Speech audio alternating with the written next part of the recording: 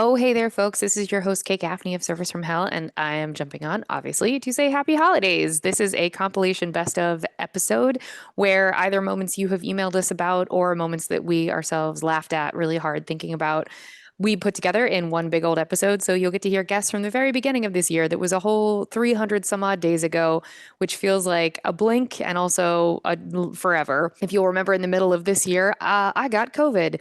And so we took a bit of a break. And also, we had a new partnership on the horizon. So we took some time off to compile that as well. But of the guests that aired, you're going to hear their best of. And we have a bunch of new stuff on the horizon in 2023, so look out for that. Special shout out to our Patreon subscribers and all of the people that keep us afloat. We literally could not do this without you and are so grateful to have you along on this ride for us. And thank you to all of our guests who give us their time. That is the most precious commodity that we have, and we are super, super, super, super, super grateful. And to all of the guests that we met in real time on the show, thanks for being on, and to your people for reaching out to us. That's been a pleasure getting to know new comics and new humans. And to all of the comics that have been on promoting their albums, we hope that your sales are through the roof and that you are enjoying that journey, because promo is hell. That's going to do it for us here in 2022. We are so grateful for all of your ears, your dollars, and your support. And if you are not a Patreon subscriber and can't become one, no problem. Just subscribe, rate, or review the show. Do all of those things. It helps. It helps. It really does. It helps with the algorithm. It helps people find us, and it helps us feel like what we're doing actually matters. So thank you, folks, for listening. Here's a compiled best of. Happy 2023. Happy holidays in general, and we'll see you next year.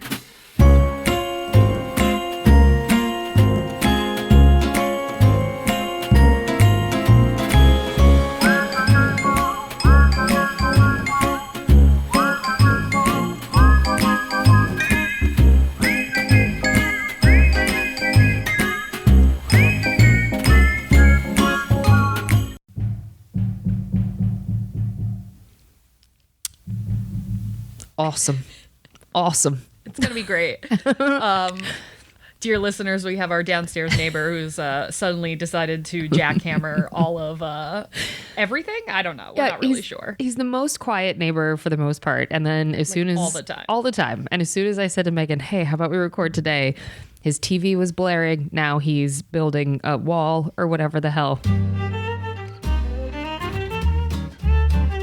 Could you please explain what the experience is as soon as someone walks in? So it's a stupid place where everything is dressed up like a rainforest, and there's hate everything I love. There's monkeys and gorillas, and there's like a dory fish that swims around in the fish tank, and there's thunderstorms that go on every 47 minutes. It's my favorite thing. And then in between the thunderstorms, they play the same three Gloria Estefan songs over and over again. Oh, I didn't realize that. And the food costs it's like $40 for a hamburger that was microwaved.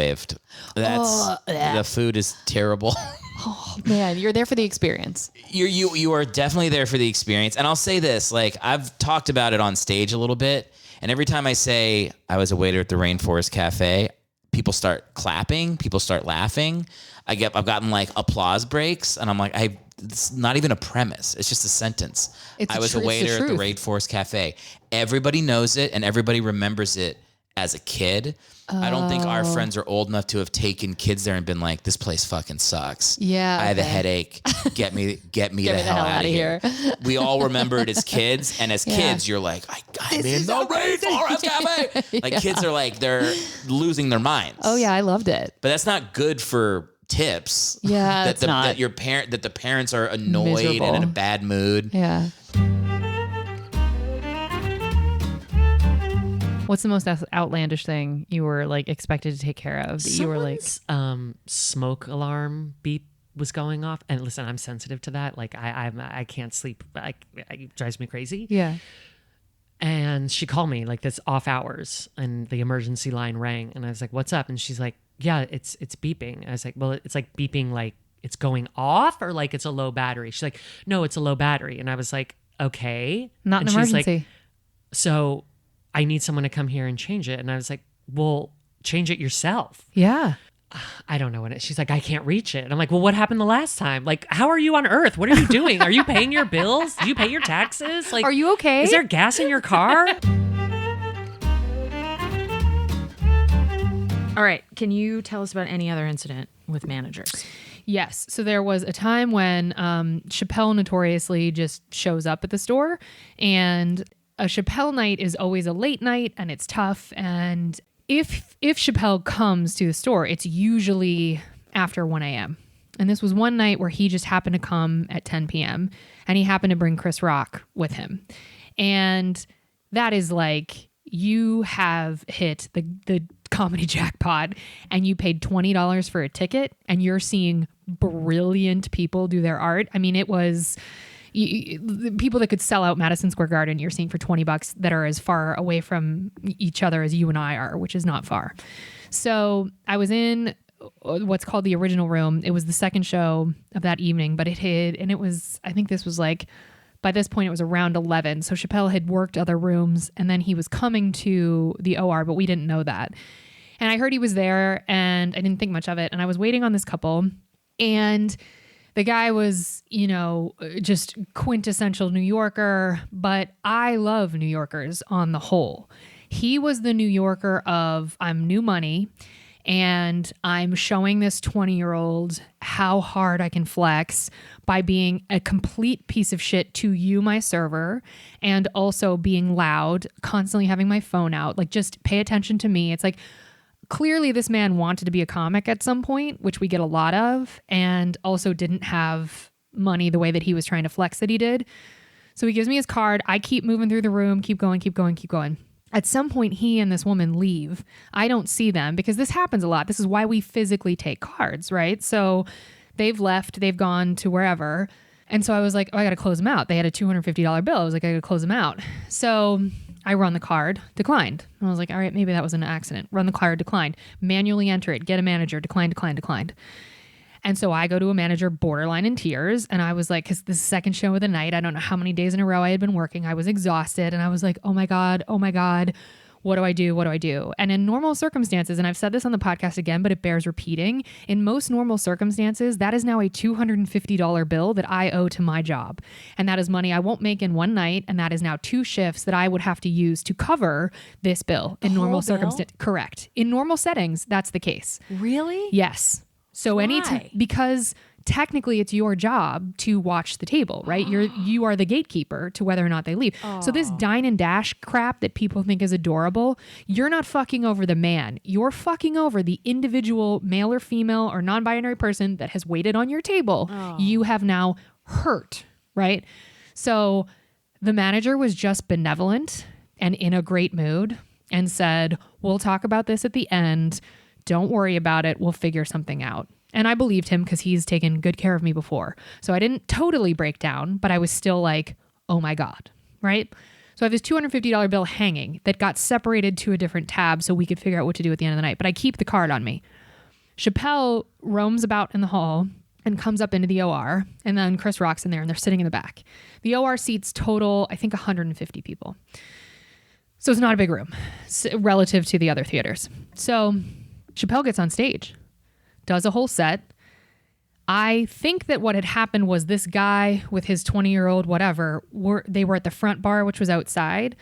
So I think they must have heard Chappelle's voice because his laugh carries and his voice carries. And also the rumor mill at the Comedy Store is very tiny. So as soon as a massively successful person comes in there, you're like, holy shit. So they sneak in the back entrance to the room, which is over by the bathrooms. So customers are allowed to go to and fro, but that is also the server's main stairway into the room to bring drinks. So I don't see him come back in, but I had told one of the security guards who I'm close with and love, I was telling him the story and he was like, that sucks, Kate. Like, I'm so sorry, blah, blah. And I was like, yeah, it's a bummer. And I said, but he had been giving me attitude the whole time, blah, blah, blah. So he sees that couple come back in because I described them and he was like, oh, I know exactly who you're talking about. He sees them come back in the room. I don't. As he's coming in, Chris Rock is going on stage. So Chris starts his set and I see that couple sit down and the security guard's like, Kate, they're in here. What do you want me to do? And I was like, oh, I got it. Don't worry. So I went over to the table and I said, oh, hi, excuse me. And he was like, stop, we're watching this. And I was like, stop, you walked out on your bill. I need a card that actually works. And he was like, what are you talking about? And I said, well, you've handed me a credit card that doesn't work. You have a $250 bill. you left the room, and either I'm responsible for that bill, which I'm not, or you are. Could I please have a card? I'm sure I said it a lot nicer. I'm making myself sound like this like beefed up strong person. I probably was like, please give me a card. I'm so scared of you. But for the purposes of the story, I flexed. It's your podcast. Yeah. Then I lit the room on fire and walked out. So some hybrid version of what I've just told you is true. Anyway, so he goes, we paid the bill. And I said, you did? I was like, oh, where's the receipt? And he was like, you would have it. And I was like, oh no, I have a declined card. That's all I have. And so he goes, unbelievable. So he gets his card out, a different card, and hands it to me. So like, obviously you knew what you did. And I said, and also I'm going to need you to go because, and I don't say this to him, but like, fuck you. Wait, you can kick him out? Yup. Oh, that's You great. walked out on an almost $300 bill. That's great. Because also, Chris Rock and Dave Chappelle were not on the marquee. Like, they weren't meant to be there that night. They just showed up. You don't get to see them after you fucked me over. Like, fuck you. And that is one way that the Comedy Store will absolutely have your back. Like, because that fucked the business too. Because if the manager was really going to be benevolent and get rid of that almost $300 bill, the Comedy Store would eat that money. Right. So fuck you twice. Wait, so did you run the new card before you kicked him out, or did you? No. No, because you're not going to watch Chris Rock set while I run your card. Because also, I have drinks to drop off, and you're my priority 10 now. The people who are actually paying and actually have drinks that they would like to drink are my new priority. So he was like, you can't do that. Chris Rock stops performing because this guy's yelling at me so loudly. No way. And I'm speaking to him in a normal voice because I will never interrupt the art of someone on stage. I won't do it. Even if I dislike the comic, I just won't do it. It's disrespectful. Right. And I should be fired if I do that. And so I'm speaking to him at this volume. And he's doing one of blah, blah, blah, blah, blah, and like getting super loud. And like, I'm an investment banker in New York and I've never been treated like this. I can't do a good, like, believable No, that New was York good. That accent, was but this good. is Coffee Talk. We're back to it. It's exactly So what he's- investment bankers from New York sound like. He's Aquafina from Queens. Okay, this is him. And he's like losing it. And so the security guard who had my back, who saw them walk in, walks over to the couple and goes, you may exit this way. Here's your exit, you know, because some of the security guards, like, those are the people I like friended up real quick because I was like, these are the people that will prevent me from something happening to me. Like, Yeah. they're also lovely. So, but I was like, oh no, these are the people I need on my side. So he escorts them out yelling. No way. Yeah, Chris Rock is not performing because this gentleman is so loud. Gentlemen used loosely. Loosely. Thank you for that. So walks down the stairs, and so he's in the hallway, like carrying on. Aquafina from Queens, I'm losing. So losing it in the hallway. What's the girl doing? Oh, that's Doing sad. this sort of- She's bent her head down Yeah. and holding her hands and looking very Thank you. resigned. I didn't understand this was an audio medium. Thank you, host. You're doing a great job. Which I really Value didn't. add. Cha-ching. Worth every penny. So I run the card, but first I drop off all the drinks because you can sit in the hallway. Fuck yourself. So I drop the drinks, which is also my job. I run the card. I knew I was going to get tip 0. But in the meantime, a manager comes out because he's yelling so loudly. And the guy's like, I'm from New York. I have all this money. Like, come on, y'all. People with real money have walked through the doors of the Comedy Store. Do you know what people with real money do? They don't say, I have a lot of money. Like, Pay their bill. they pay. What? Come on with that add-on. Yeah, that's improv. Well done. So yeah, Make a different choice. no choice. We're getting derailed. Gaffney and stereo. I said it first. Gaffney and stereo. Anyway, so run the card, bring it back to him. I know he's not going to tip. And then he starts lying about what happened. So I should not have done, like, the Comedy Store should have fired me. God bless them for keeping me. This night I earned, if they would have fired me, I'd have been like, yeah, that's right. Because I walked down. I agree with this decision. Yeah, this is smart. So I barrel down the stairs because I'm hot and I'm Irish. And so I'm like, Very hot. Yeah, well, I appreciate you, but I meant angry. Maybe you did too. So I barrel down the stairs with the credit card and I hand it to him over his shoulder. And as he's telling the story to the manager whose back is to me, I said, that's a lie. That did not happen. You walked out on your bill. And the manager turns and says, Kate, maybe you should go back in the room. And I was like, fuck, I'm fired. Fuck. No, wait. Okay. All you did was speak truth. Yeah. So I agree you with know, that. I mean, But the manager, you didn't de-escalate the situation, but you also didn't run in there and say what he probably deserved in terms of which is eat your own verbal ass. Yeah. beating. Yeah, you're right. I mean, thank you, but also like it was definitely out of line. Like the manager was definitely handling it, and I got it talking to, as I should have. The manager was like, "Hey, when I'm handling a situation, you're going to need to let me handle it." And I was like, "Super fair play. I should have let that." Backing you up. Yes, with facts. right. So. Anyway, but the manager did have my back as far as kicking him out. He gave him like passes to come back because that's just what you do. I get that play. Here's why. Because you need to think positively of the business, and I've given you a negative experience even though you created it. You created it by stealing from the business. Do you want someone like that back at your store though? They'll never come back. People like that, that's actually not accurate. Some of them come back. But those are the people whose faces, like I could paint this dude. I remember his face to a T because you just do. In the same way you remember the people that are extremely benevolent, you remember the people that are attempting to just ruin everything for everyone. So, and he said, he was like, we were planning on coming back and blah, blah, blah. And here's the thing, you communicate that to the person you gave the bunk card to then. And you say, we're going to come back. And I'd be like, cool. Going to run this card in front of you. And when we both agree that there ain't no money on that card, you're going to give me a different card. And what's funny is, you remember that scene in Christmas Vacation where Chevy Chase gets that bonus? Yeah. And he's thinking it's going to be the money for the pool. I had the exact same scenario. So at this warehouse job, they saw that I was pretty good with computers. And so instead of running around in this freezing cold warehouse to like pick orders, and it was a logistics company, and put stuff on pallets and ship it out, and you're kind of working up a sweat and your body heat's going. Once they saw that I was decent on the computer, they put me at a desk in the middle of a freezing cold warehouse. So I felt like I was a security guard. It's like some Siberian prison or something. Oh. So I was sitting there, and I could see my breath, and I'm trying to type, but my hands are shaking.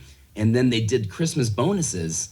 And they go around, and I'm expecting them to, like, you know, they're kind of going from one person to the next, and they're handing envelopes over, and they're like, and you're like, here it comes. You know, and I'm like, here comes the payday, and they hand me my envelope, and I open it up, and it was a $15 gift certificate to the Honey Baked Ham store. No.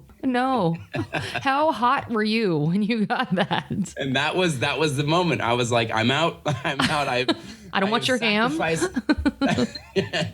going to take that ham and I'm going to throw it in your face. But yeah. You're like, my fingers don't work. They've frozen off and I get a ham instead. I'm not here for this. So did you walk out in a huff? Were you literally in that moment? You were like, I'm out. No, in my mind, I did that. I didn't do that. I just didn't show up the next day. And then my supervisor called and my buddies. So my first job where I had to clock in and there was a schedule was delivering wedding cakes when I was 16 years old. Oh. Maybe 16, 17. What the fuck? It was insane. What were they doing letting a teenager handle something that's the biggest part of the wedding? Dude, when you first asked me to do this podcast, I was like, I don't really know if I'm going to have that many jobs or stories. And then I remembered it all came back to me and I was like, holy fuck, that was the craziest job I've ever had. You have to tell me everything. They made us put cakes. So I couldn't drive my own car, which insane. I'm only been driving for 5 minutes. Yeah. I mostly know how to drive my own car. They made me drive this massive Ford Explorer that they had taken all of the seats out of the back. So it was just you in the passenger seat, empty in the back. And they just slid the cakes back there. No, ma'am. No case. No, ma'am. No box. What? No strap. No box. Chelsea, nothing. what? Just cake. Wait, why no on box? A platform. Because it's hard to get a box big enough to go around these tall, massive cakes. Oh my God. It was a nightmare. And I'm driving. So I lived in Broward County, so north of Miami. But most of the weddings that we did were in Miami proper. So I'm driving through Miami, through a big city, through on I-95, which is 7 lanes wide, massive, with just a cake. And then for listeners, you don't know, I am short. She's a tiny person. 5 feet tall. My arms are not very long. They're child length. And I would have to carry these 5-tier cakes. No. insane. When I think about this, I'm like, what did I need this money for? What did you need the money for? Nothing. My dad specifically said, don't work. He was like, you're in high school. Your job is just to get good grades. You know, like that bullshit. Sure. Which, very privileged, very lucky. Yeah. And I was like, no, Dad, I want a job. I'm responsible. Oh my God. Wait. So was this like a posting in the newspaper? Like, how did you find out about this? So my best friend's brother worked at this cake shop. He was like a baker. And so he worked at the cake shop and he had tried to get his sister to take the job, but she was smart and was said like, no. I'm going to go work at Jamba Juice. That makes way more sense. And I was like, okay, I'll do it. Oh my God. Okay, wait. So they load your car up with cakes for multiple weddings is how I'm understanding Usually this. one wedding at a time. Okay, but not strapped in. No. What was the logic with this? I don't know. And then they also were just a very poorly run shop. So they would be like, oh, by the way, we're about 3 hours late with this cake. The bride is probably going to keep calling you. Don't answer. What? By the by, someone's going to flip out on you, teenager whose arms are too tiny to drive? Are you kidding me? They would be like, we're not picking up. We know we're on our way. Just get there. 3 hours. Like, that poor bride. Late. And then I also had the job of they would give me flowers. So when I got there, I had to take the fresh flowers and decorate the cake with them. Chelsea, this is insane. I forgot This all is about this insane. until you asked me to do this podcast. Didn't even, because it's traumatic. Were you in there like freaking out? Like, what if you put the flowers in the wrong spot on the cake? Terrifying. I was always scared of being yelled at. There were times when I was showing up and the ceremony was already happening. No. And I was like quietly in the other room, like, putting this cake here. Horrible. I just set up fountains because we also would do like quinceañeras and stuff. And so people want like a fountain with their cake. I don't know. People are tacky. Yeah. But it would be like, here's this little fountain. And I would have to like go get water, plug it in, make sure the fountain, it was.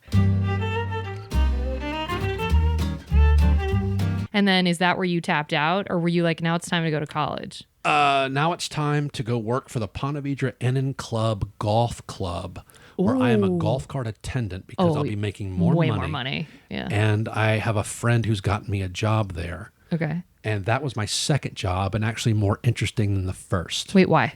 Because more things happened. Well, I mean, arguably, I guess it's a golf club where people are drinking. I would say this is my worst job. Wait, why? This is the for the question later. I'm Yeah, assuming yeah. you're going to ask which was the worst. I'm going to say it was this one. I gave this some thought. Was because there were moments that were terrible. You know how in a relationship that when you look back on it, if the good outweighed the bad, then you see it as a good relationship. Sure. If the bad outweighs the good, you see it as a bad thing. That's right. There's enough. It's still a good experience, but there was enough bad in there that could teeter on the bad experience. Okay. Here's one. As a golf cart attendant, one of your jobs is to get into a metal golf cart with a metal cage around it and go pick up the range balls. So there's hundreds of them. So basically it's just you hook up this contraption to this metal golf cart with a cage around it, hook up this contraption, and then you drive around the range like you're vacuuming a carpet. Jesus. It's an easy, mindless job. It's fine. But could you also get hit by balls? Well, I think you see where we're going. Oh, shit. So what happens every time someone goes to pick the range, the golfers now use this as a target. Oh, fuck off. Are you that's not what I thought you were going to say. Well, I mean, it's inherent. Like there's now a moving target in front of them as they my are God. shooting a projectile forward. That could hurt you. Well, you see where we're going. Oh, my God, Kevin. So one day, as I am driving, so you go up and down, the striations you make are back away, and then you're driving towards the golfers at one point. You turn around and go back and come back. And is there like a rake or something at the back, or you're physically having to get out and pick them up yourself? There's a contraption hooked up to the front of the metal golf got it. that is picking them up. Got it. Okay. Yeah, as you just drive over them. Okay. So it's like a vacuum cleaner. That's what you're saying. Okay. Sorry. Yep. Yeah. So and they end up in little baskets. Got it.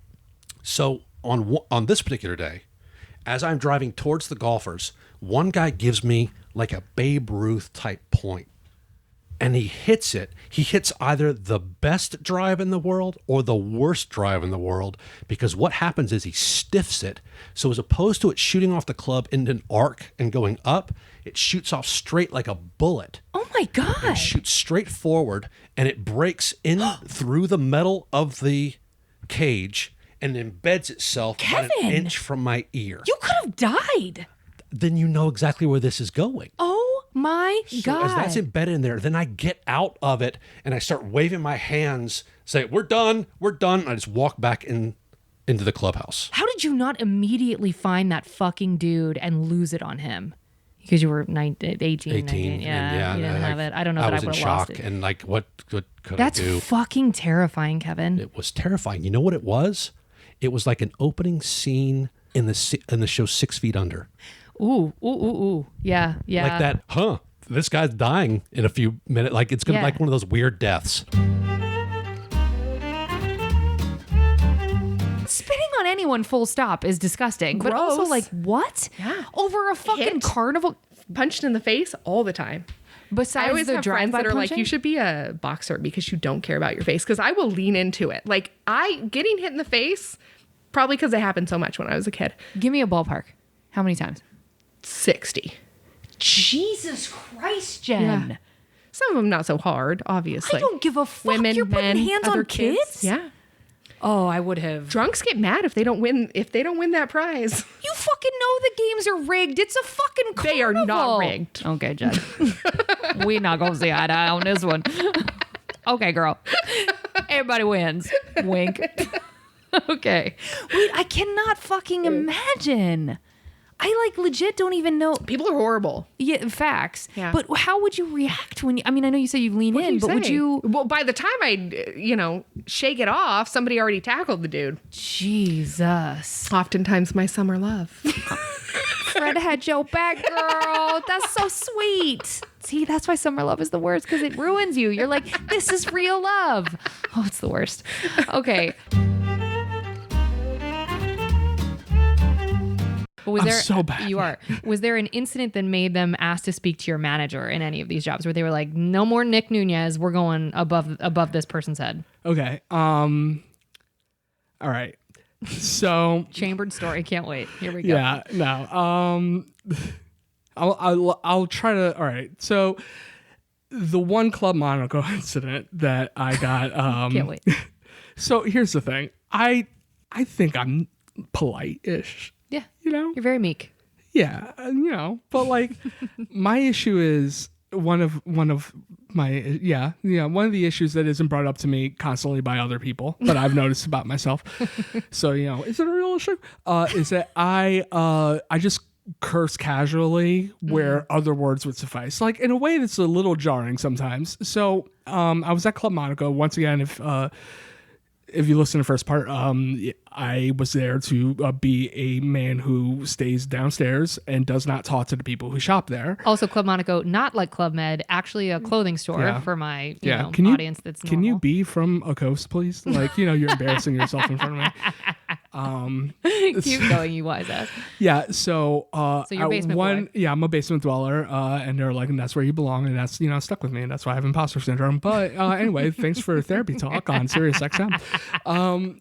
But no, so I'm upstairs like stocking something. Not supposed to be up there for long. I'm gonna be up and gone, and a woman comes up to me, and she has a tag out for a shirt from Club Monaco, and she's like, "Excuse me," and I was like, "Yes," and she was like, "The size, it's extra small," and I was like, "Uh huh," and she was like, "But next to it, like there's a line, and next to it says TP.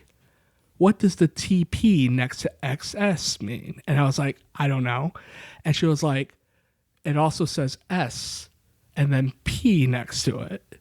Do you think that the P means petite and the XP, or no, TP means très petite?" And I didn't mean this as mean as it came off, but I said to her, "If you know, then why the fuck would you ask me?"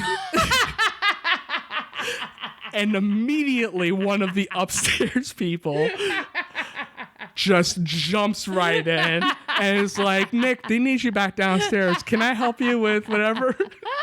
But I didn't mean to sound that mean. I just earnestly, why the fuck would like? It's such a Manhattan thing. You didn't even mean fuck aggressive. It just means the. I was just really confused, but like I was like, "You solved the mystery. Congrats, Nancy Drew." But like, why are you bringing me? And now I'm kind of happy because I'm like, "Oh yeah, now I know it." But like, it's fine. But like, Seriously, like I'm a downstairs person. You're Don't a bring your basement dweller. theories to me. Yeah. I'm a troll. Don't ask me about the bridge. Yeah. Wait, so did she then say, I need to speak to a No, but manager? she had an angry face on, and I was told later on, do not speak to customers anymore. Like, it was just like an end of day, just like, all right, so we did great. Quick note, nobody in particular is being, but if you work In downstairs, the basement, you stay there. don't talk to customers. And I was like, I looked around, and there are like 6 people there, and one of them works in the whatever. I'm like, all right, you could point a finger. Like, it's like me. we figured it out. Yeah, we know it's me. like, yeah, exactly. It's just like, that's like if there's just one person who just comes in, just like, Yeah. never mind. Yep, I'm we just got like, it. We got it. yep. Okay. Okay, when you were there, would you get to decide what movies were played like in the store whilst you were there? Oh my God. Well, technically, no. It was supposed to. This actually is bringing back memory, and I don't know if you ever came across this, but it was like basically a sampler that we would play. So it was just like a bunch of trailers of like new releases on loop, though. So like you would hear, God, what the fuck was coming on? Like, A League of Their Own? like The Devil's Own or some shit, and it was just like over and over and over, and then there was music in between. Oh, that would make me crazy. It was. Did I mention that I play by ear, and I hear all the. It was like Oh, a you certain could hear kind of every torture. note. Oh it was my a certain kind of torture. Yeah. Would you go home and just like match it on the piano? I'd try not to pass away when I went home. I mean, Yeah, match it on the piano. I first became interested in film scoring from the the torturous job I had at Blockbuster 15 years sizzle old. reel from 1995. Shout out to Blockbuster in Oregon. Okay, so you do that summer to summer. I do it summer to summer. Yeah, and then I guess, and then I just went to college or something. You tricked them into letting you in. I did. Yeah. How many customer service jobs would you say you've had total? Oh, wait, don't answer that yet. Okay. At Blockbuster, was there ever a time where people got like emotional about a movie not being there or something? You're nodding. It's good. It's an audio medium. It's all kind of like meshing into one, but people were pissed. They would be pissed because they wouldn't. Usually it was because like you would get the old movies that were like a 7-day rental, no problem. I forgot about the limits. If it's a new release, you only get it for what, 2, 3 one fucking one day? Some of them were 1, some of them were 2, I think. Oh, what a different time. And then you could call and be like, hey, do you have this movie in? And if not, when's it coming back? And so then people would call. You could put it like you could hold it for them. And if you held it for and that fucking thing wasn't there, and especially in like Oswego, Oregon, by God, you better watch out. Wait, for real? Yeah. They would be would just scream at some 15-year-old for something you couldn't control? That's correct. Now, I will say that there were a few times when I put it on hold and forgot to put it on hold. So yeah, I mean, like, yeah, maybe I messed up. Who can remember? Let's not split hairs, but yeah. Okay, so when you were doing that, what would they would come in and they'd be like, you told me this movie was going to be here. And like, so was it because the proximity of where that Blockbuster was such a hike for some people? You know what it was, Kate Gaffney? I think it was more the general vibe of Lake Oswego, Oregon at that time. Oh, I got to know. Which is a very homogenous, white, affluent community. And they wanted their coffees and they wanted them now. You know what I'm saying? Yep. Listen, everyone who lives in Lake Oswego, God bless. And you know what I'm saying. Yeah. And there's a lot more. There's a touch more diversity there, now. Yeah. But, and also like, I feel like it's easy to take it out on a kid, kind of. I feel like adults, because we really, when you look at pictures of 15-year-olds, that didn't come out right. But like, they're so little. They're babies. They're so fucking young, Yeah. So I don't know, but I just can't imagine. Can you imagine losing it on? I can't imagine losing it on a 15-year-old at 15. No, like, I can't. It's like also over movies. I know. This is what this podcast was born out of. Was But, dude, people it just was losing like- it for stupid shit. Yeah, but also like there was no anything else. Like there was no net, there was no stream. It was like that was your entertainment. Yeah. And if you like had a family evening planned and it was fucked, then you're fucked. And now you got to deal with your kids. You got to deal with your kids. You got to talk to your husband who you hate. Yeah. You know what I'm saying? Sounds like torture. Because you're gay, probably. Let's be real. Real talk.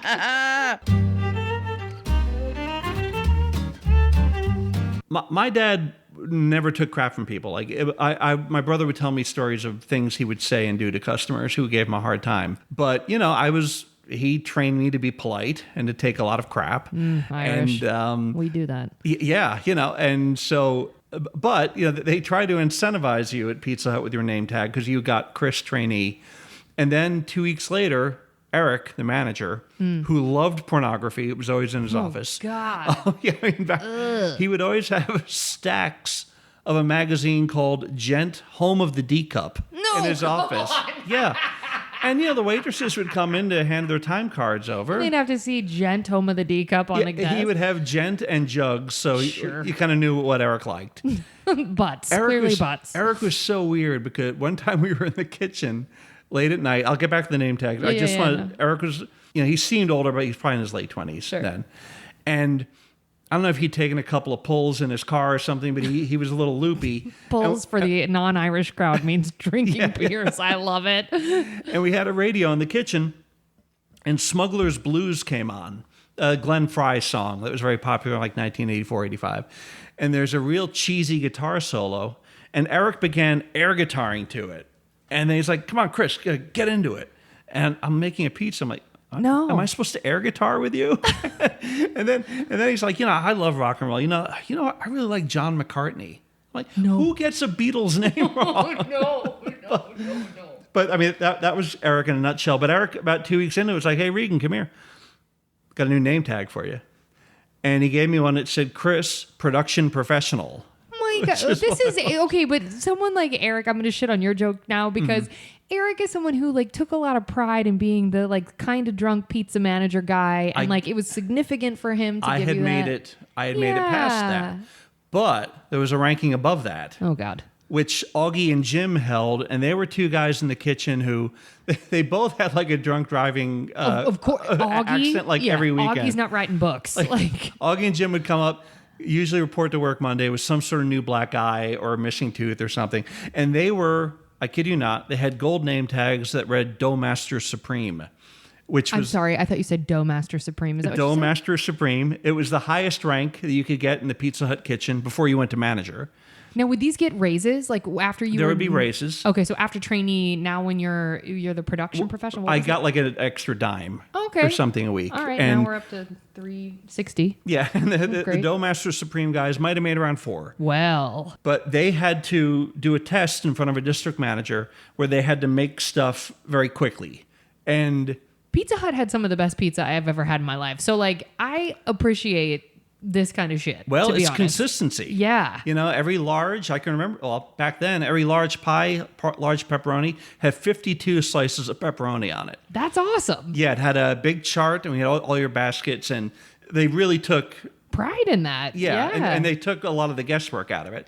So ideally, the product would always be great and the same until Augie or Jim, both of whom had braces. And DUIs. Yeah. Someone returned a pizza that had a braces rubber band in it. No, I'm going to be sick. It's so fucking gross, Chris. Oh my God. And Augie and Jim were like, probably the production professional. I'm like, I don't have braces. You stupid fuck. I'm not the guy. God. But you would do a test in front of the district manager. He'd be there with a stopwatch. Damn. And, if you could hit all your marks under this, you became Doughmaster Supreme. Damn. And Augie and Jim were so... They weren't the sharpest knives in the drawer. What? We had, when you took a big pan out of the conveyor belt oven, you grabbed a specially made wrench, you slipped the pizza out of the pan onto the cutting board, and then there was a hot pan shelf and a cold pan shelf.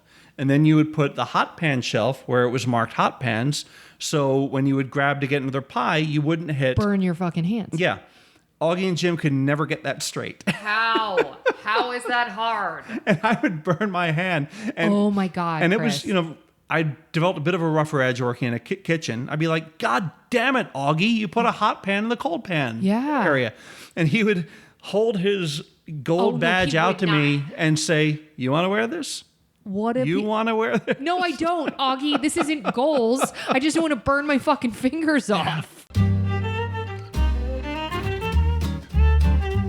Was different before. I also worked the front desk of the spa at Trump Soho.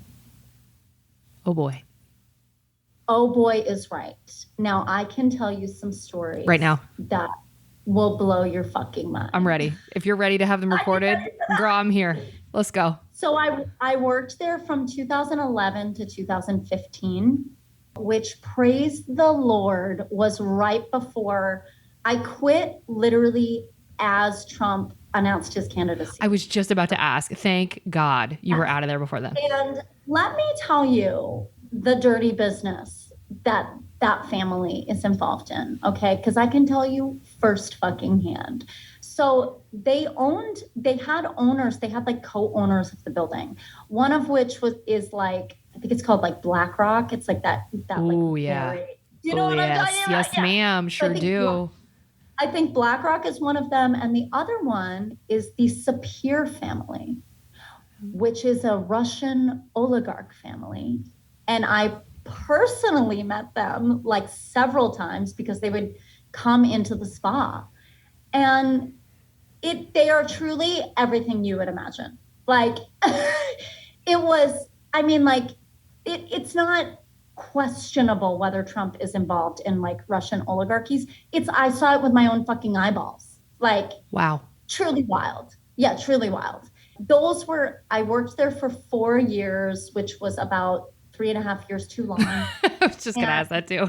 Oh my God. It was, well, working at a high-end hotel, you know, and it's funny because when I worked on the administration side of it in public relations, you know, you're not front of house. So like I was sort of enamored with the ideas of service. Like I loved it. Like I loved like the culture, and now it makes me sick. Like now because you see it from the other side, from like the front facing side, and you know, like the customer is always right. It's like disgusting, like throw up, you know, like, and just having to be that person to receive those kinds of guests. Yeah. And oh yeah, I have so many stories. That's probably my service job that has the most crazy stories. Can you think of anything offhand? I mean, the Russian oligarch shit is pretty crazy, but can you think of... absolutely.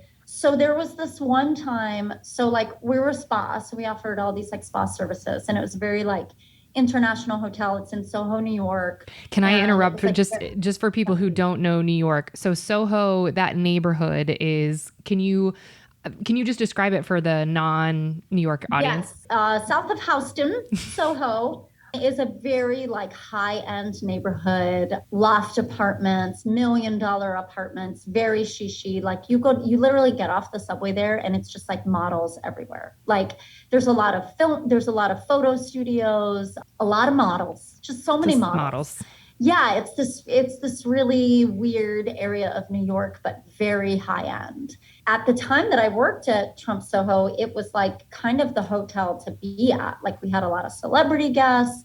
I met a lot of my comedy idols and acted very weird around them. Like I'm not a starstruck person, but when you meet like your comedy idols, it's different. Like, and that was the other thing too, just to like touch on my caveat with working in service now. I will not work a service job anymore unless I can be my full self. That's lovely. That's my caveat. And like when you work in a high-end hotel like that, that's very corporate. Can't do that. You cannot. Nope. You can't be yourself. And I would push the envelope when it felt comfortable. But for the most part, like, you know, you're expected to kind of be a robot, you know? And yeah, so this one's so great. So we had like we did lots of massages and facials. So we had like massage therapists and estheticians. And one of my favorite estheticians was this woman named Marina. And she coincidentally also Russian. She was this tiny little, she was this tiny little Russian woman. She was so funny. She was just like so like tiny and adorable and hysterical. We had this guest that, you know, when they check in for their appointment, like you can already tell. Mm-hmm. You can already tell like how this is gonna go, you know? And she was like this international guest, and she was just very cold and kind of like, you know, like let's go, you know, and like most of our guests. Mm-hmm. And so she had a wax appointment, and like in the appointment book, like for waxing, you had to like put you're charged per part, like whatever part you're waxing. Yeah. When she booked it, she booked a lot of parts. You know, she booked the legs, she booked the thighs, She booked the labia. The arms, she booked the nipples. Ma'am. You know, Ma'am. you can wax it all, honey. You can rip hair off of whatever. Anywhere there's hair. Okay. For the right price. Yeah, you sure. know? So How much was a nipple wax? Do you remember the line item? oh How my much God, that I cost? think each body part was like $35. I will die. Yeah, it's like hundreds of dollars to like wax her whole body. Okay. So she goes into her wax appointment, and I think at one point Marina called downstairs to the desk in the middle of the appointment, and that's always like, oh, what's happening? And she called down, and I was like, Marina, and she was like, we're going to need more time. She wants more wax, and I was like, okay. So I like add more time. And then it's like coming towards like the end of like her appointment time at the end of the night. And I was the only one at the desk. I think it was like a slow night, or I was the only one working or whatever. And I hear Marina, there was like this long hallway to like get to the locker room and the treatment rooms. And I hear Marina like coming down the hallway, like hoofing it. And I was like, uh-oh. And so I like step out from behind the desk, and I like look down the hall, and Marina is like coming for me. And I was like, Marina, are you okay? Oh my God. And she was like, I drop off guest in locker room before she come out. You need to add every body part to check. I want nipple. She make me wax leg 4 times. She make me wax arm. I wax her chocha. I wax her asshole. You add every part to this check. And I was like, oh my God. And I'm like on the computer, like adding all the things, and like furiously, because this lady's going to come out like any minute to pay her bills. So I have to make sure that her bill is correct. Sure. And so the woman comes out, and, you know, very high-end service. Like we have like a dossier for the check, and I print out the check, I put it in the dossier and fold it, and I slide it across the desk. She opens it up and she goes, what is this? I did not get this waxed. And I was like, I'm sorry? Like, which part? I was like, oh, like, Marina, and I'm trying to be like delicate about it. And I'm like, so not your labia then? Could you point to me on the check which service you feel you did not receive? Oh, what a diplomatic way of saying it. Well done. That's why they hired you, girl. Right? Yeah. Because how am I going to tell? What am I going to say? Show me your pussy. Like, show me your bare fucking. Show me your butthole. Like, show me your raw chicken pussy that we just ripped all the hair off. You know, like. I'm dead. Like, bend over. Let me see that like fresh asshole. You know what I mean? Like, what could I say? So she was like, she points out, she's like, I did not get this. I did not have this. I did not have this. And I was like, and high-end service, you just got to take it off. Come on. Like, of course. And then she threatened me. She was like, you need to like take it off the bill because I know the owners of the hotel. Fuck off. And I'll speak with the manager if there's a problem. And like, so I'm the only one there. Like, I don't even think I had a manager like there or something.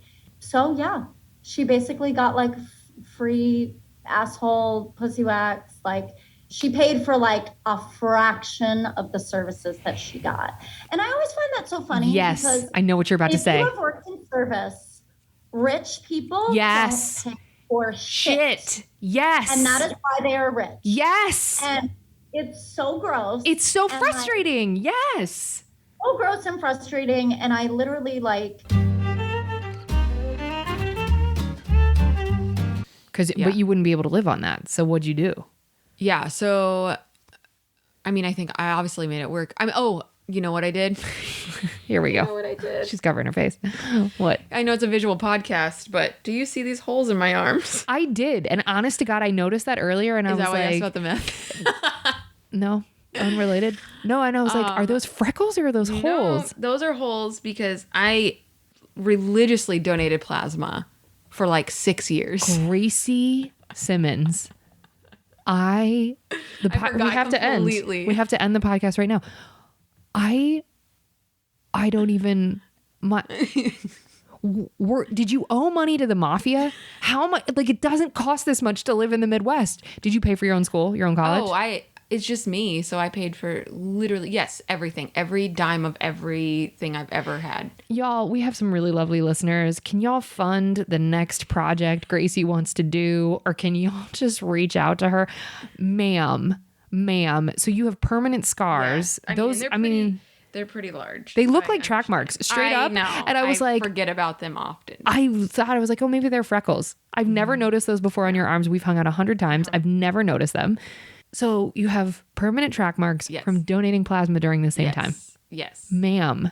Because it's like 2 hours of a week and you get money. Get like $100, or whatever. This is how psychotic all of us in entertainment are. We are all unwell. I literally sold my body to be able to do this work. Yes.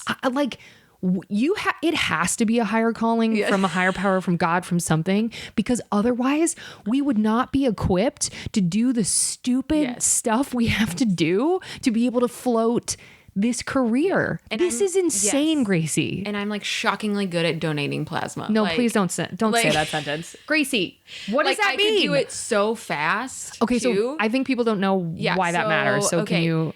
So you go in and plasma is weird too, by the way, because it hurts. It's just like when you donate blood, except the needle's ginormous. They're massive. There's a special machine that some genius invented who's like a billionaire now, where it separates your blood from your plasma. And then sounds so wow, when you step outside of something and then explain it to somebody, you realize how insane you are.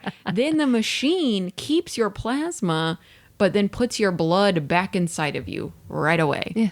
So it'll do however many trips of that it needs to do before it fills up the bag with plasma. So you want to have like the least amount of time possible so you can get out of there quicker. You're still going to get paid the same, but it's like you're freezing because then they put a big old bag of saline solution inside of you to like compensate for that plasma. Oh my God. So I always took a blanket. I took headphones. I had like either movies I was going to watch or scripts I was going to write and or read through. And I could do it in like 5 or 6 treks sometimes or whatever it was That called. is so fast, Gracie. Fast. That can't be good. So what was your iron count like? I guess you're getting your blood back. I was anemic like crazy. The place I went was legitimately like the cleanest. Like they were so serious about your health. So you did a questionnaire every time. Then they took your blood pressure. They took your iron. Like they pricked. The worst part for me was always they pricked your finger and then they take your iron and then they take your weight and all that stuff. And so then I learned like, okay, if my iron's low, like I made sure I'm eating spinach or, it turns out like iron supplements do better if you also take them with citrus. I didn't know that. Yeah. So I'm not a doctor, but I'm a comedian. So that could be a joke or it could be grain of salt. Yeah. So I would do that to make sure because my iron would start if there was times where like I couldn't donate because of my iron, that was like so devastating me, especially if it's on your second donation of the week. Because the first they get you by getting that second one because the first donation they're like, oh, here's $20. But if you do a second donation that week, you get like 80. Gracie. Yeah. I can't even, my brain, I can't take this all in at once. So you have permanent track marks from donating plasma. So were you donating plasma at the time of the alarm job? Yes. How'd you have time, Gracie? So it's like, also you can only do plasma 2 times in 7 days and you have to have 24 hours in between. So I usually did it Monday and Wednesday afternoon and you had to schedule pretty far in advance. But it's like if I couldn't donate on Monday, my whole system is off then. Because you need the money. Yeah. So it's it's serious that I get to do this. And then they would do bonuses too every now and then. They're like, oh, your 8th donation of the month, you get $100 or however much. So it's like you want to be in there donating. Gosh, I totally forgot I even did that. That's crazy, Gracie. That's crazy. So, God bless, you were doing a good thing and earning money, but so how long did it take for you to have how many times would you guess you did that in your life? So there's 52 weeks in a year. I did it twice a week. That's 104 times 6 years. So Gracie. So 624 times? Do you have any plasma left in your body? Sure. There's a lot of saline, I'm sure.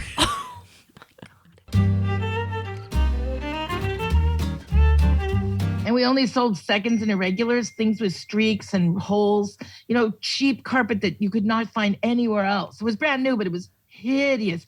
But the quality was great, but it was flawed. So people loved our bargains, and because we were the only ones that offered them, we didn't have to take any shit from people, and so we were routinely rude.